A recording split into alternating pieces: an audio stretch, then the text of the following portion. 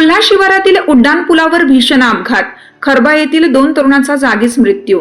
कारवरील नियंत्रण सुटल्याने आयशर ट्रकला समोरासमोर धडक, चालक जखमी, गावावर शोककळा।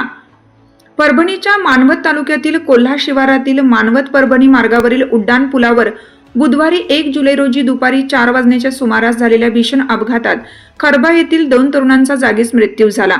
कारवरील नियंत्रण सुटल्याने ती प्रथम उड्डाण पुलाच्या लोखंडी कठड्याला धडकली आणि त्यानंतर समोरून येणाऱ्या आयशर ट्रकवर जाऊन आदळल्याने हा भीषण अपघात घडला। मिळालेल्या माहितीनुसार गणेश तानाजी निर्मळ वय 26 आणि ज्ञानेश्वर उर्फ माऊली वैजनाथ निर्मळ वय 26 राहणार खरबा तालुका मानवत हे दोघे MS06 BM 6110 क्रमांकाच्या इर्टिका कारने परभणीकडे जात होते।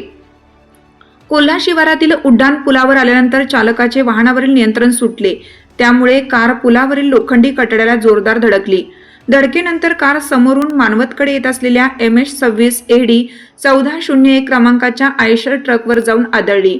अपघाताची तीव्रता इतकी भीषण होती की कारचा अक्षरशः चक्काचूर झाला।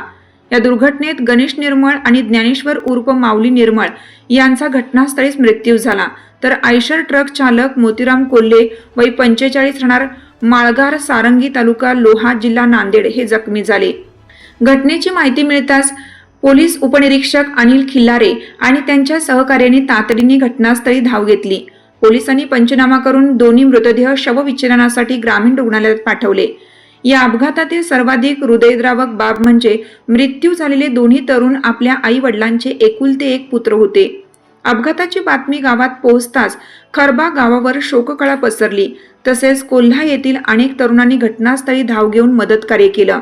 या भीषण अपघाताचा पुढील तपास मानवत पोलीस करीत आहेत।